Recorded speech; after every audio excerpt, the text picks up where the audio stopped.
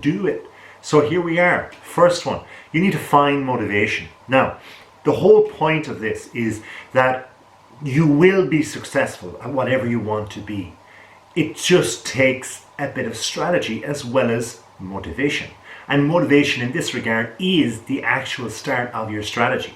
When I talk about strategy, I'm talking about the fact that no matter what you want in life, whether it's you want a better relationship, whether it's wanting to have a successful business, whether it's wanting to be more intelligent, believe it or not, you can do that too. Whatever it is, you just need to have a motivation. So find it. Now, that's easier said than done, you might say, and that's a fair point. But the reason being is that motivation will not just trigger you to start at the beginning, but it will sustain you long term. When you have, say, a motivation to have a better relationship, how do you know it's a better relationship? It's not going to happen in the first week. It's not going to happen in the first month. It will take that year or so anyway to know it's a sustainable relationship, and therefore judging it's better. If you want to get a better job or to start a business, again, it's going to take at least 1 year of business to actually know where you are with it, to measure it as being unsuccessful or successful in the first place. These are just basic examples. But finding that motivation is worth spending the time at. It's worth actually pretending that you have a motivation for a while, giving yourself a couple of weeks to get used to this in your head. This is my motivation. The motivation being, I am going to start a business because I want to earn $1 million by this time next year. Okay, that might be a tricky situation, but you never know. If you are intelligent enough, if you have a certain idea, if you have backing financially, somehow you're going to start this company and $1 million is presentable to you, if it's possible within the industry, who's to say you can't do it? Now, give yourself this fake motivation for a couple of weeks. Give yourself 2 weeks. Sit on it and then sleep on it. Wake up, think about it. Not even think about it at times. Do other things. Go do your hobbies, do your 9 to 5, whatever else you're doing as usual.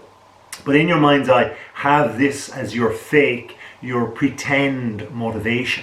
Use that motivation. So it could be, I am doing this to be rich because I want to be rich in 5 years' time, but I want to be super rich in 5 years' time, but in 1 year time, I want to have $1 million, €1 million, whatever it is.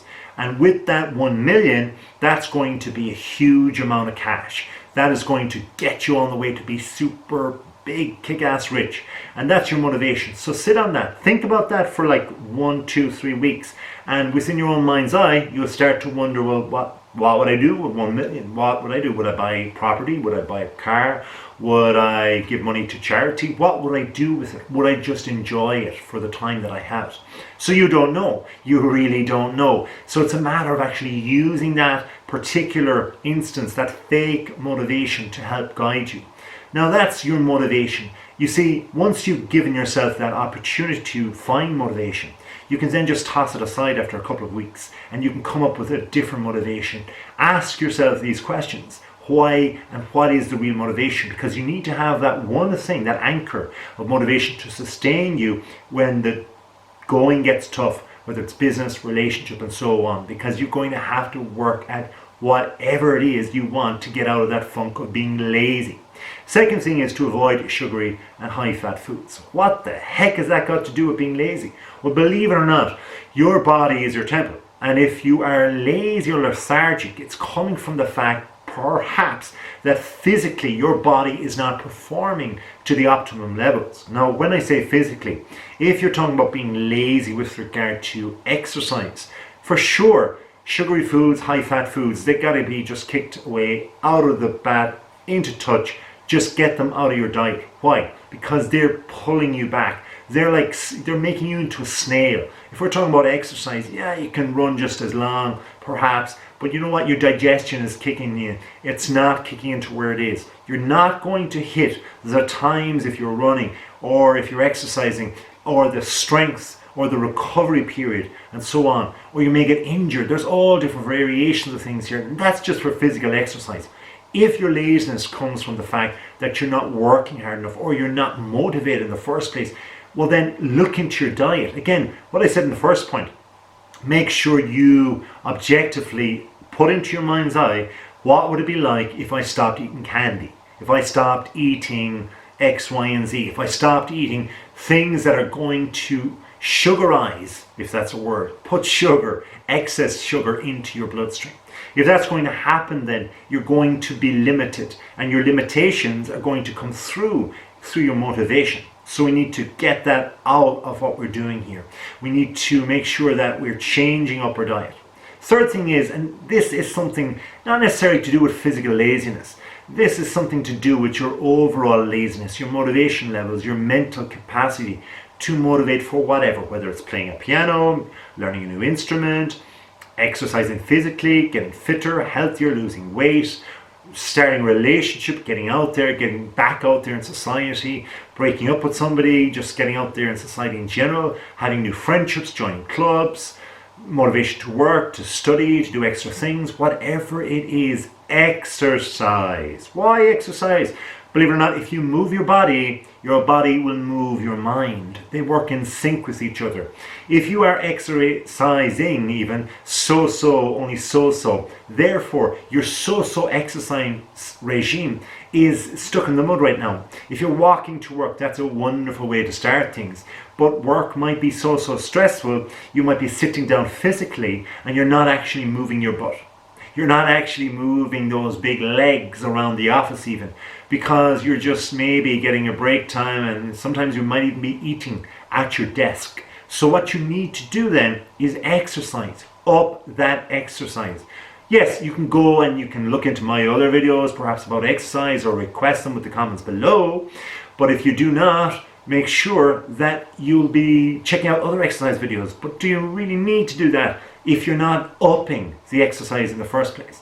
And if your motivation isn't there, well then, are you really going to up that exercise or want to sustain it? No, you're not. You can watch 100 million videos. You can go to all the experts in the world, but the reality is, unless you push yourself into that realm of upping the exercise, you don't need specific personal trainers in that regard.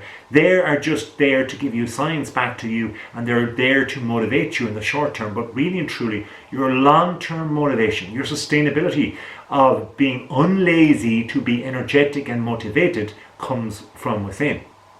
So your exercise must be pushed. It must be upped. So therefore, if you're walking to work and walking back, you need to go for an extra walk in the evening. That's upping your exercise. It's not going to kill you. Will your legs be a little bit sore or lethargic for a while? Perhaps, if you're very unfit. But you know what? As you continue to do it daily, you're breaking through that barrier. You're getting fitter. You're getting stronger. So exercise is key. Of course, there are a million other exercises other than that. But when you're finished with them, you need to take account of sleep and rest. Yes, indeed, sleep and rest are so critical to your motivation.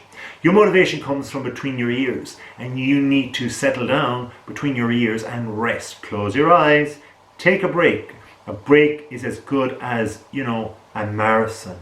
A marathon of studying, a marathon of exercise, a marathon of work, a marathon of thinking you can watch all these videos and then be suddenly motivated. No, you need to sleep and rest also. So take a break. Get your 7.5 hours sleep per night. But also, if you're considering that you're a little bit lethargic during the day, don't judge yourself. This is just a time of downtime. It could be a 3 o'clock slump. So what you need to do then is just take a rest. Take a few minutes out. Close your eyes. There is no shame in it whatsoever. So sleep and rest, they are bedfellows with your exercise. The next thing you do is break things down into super small chunks or tasks. Now, when I talk about long-term plans, and you see my other videos, long-term plans, action plans, and so on, you can break it down even further to short-term goals, and then chunk it down to shorter little itty-bitty pieces that will all add up. Think about building a wall. Your wall, a stone wall, each brick is going to be a long-term motivation. This is going to be a long-term thing that is jumping you out of the whole laziness zone. Whatever it is, job, work, money, relationship, exercise, losing weight, whatever. So basically, break those down. Take each brick. Each brick is your short-term goal. And then each little piece of gravel or grit within that brick, if you were to get a sledgehammer, take a brick out of the wall and whack it, all those little pieces, these are your little chunks, your small chunks that you need to break things down in your own mind's eye so that you can be at ease with yourselves. Remove all distractions, and that includes people, that includes mobile technology, that includes watching too many YouTube videos when you should be, say, exercising, or you should be actually concentrating on thinking about what your motivation for the next step is, or your long-term motivation is going to be. So you need to remove all of these distractions, because you need to be concentrated in the moment. This moment is for you for now. Why? Because you're trying to create a new habit. Just remember though that these habits are all welcome, but when you have a break like the last one, it's a new habit to get up and get moving again. This is the next thing. Now, I'm not talking about direct exercise here. I'm not talking about like running 20 laps or sprinting or anything like that. I'm talking about if you take 5 minutes out of the day, that's a wonderful thing to do. But you need to then get up and get jiggy, because your brain is asleep. It's gone into a totally different mode. If it's asleep or just resting with your eyes closed, like in the previous tip, what you need to do then is zip yourself up a little bit. Coffee, not so, because then you're messing up with your blood sugar that we mentioned earlier on. So you need to just get a bit of jizz, sip of water, get outside, take a bit of fresh air, slap your face a little bit, be personal and good to yourself at the same time, but zip yourself up, get moving, get your brain moving, get your body a little bit jiggly, and off you go. Work somewhere else. Haha! If you want to work at something, change the scenery, go somewhere else. If it's a workplace, if you're in the office all the time, bring the work, maybe not home because that's where you want to rest, but bring it to your car. Drive somewhere nice, get out of the car and get into a nice area outside in a park, work outside with your laptop. If it's a thing where you are just exercising and you're usually exercising in a gymnasium, get out of the gymnasium, get outside, do something different, go somewhere different. And make sure then also that you can find somebody that you can buddy up with. Now, again, in the case of exercise, go to a gym, go to a class together. That's extra motivation to sustain doing what you're doing. What you want is sustenance. Keep going. Sustenance in foods, and then sustainability in how you're doing it. Sustenance in people's relationships, and then you continue doing it with that person. It's the same way with working. It's the same way with exercising. It's the same way with lots of things. So buddy up with somebody. Get that good motivator within you. If they're having a good day, they'll pump you up. If you're having a good day, you'll pump them up. That builds a bit of rapport, friendship, and excitement to meet them again.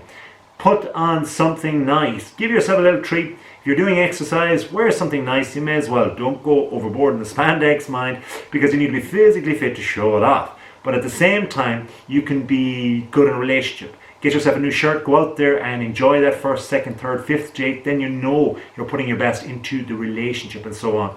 These are those things that are going to unlazify you, if that's such a word, to make yourself less lazy, to know that you are motivated and you're sustained. Thank you for watching. If you haven't already, please do subscribe, hit that button if you have. Thank you very much. And until next time, have a wonderful day.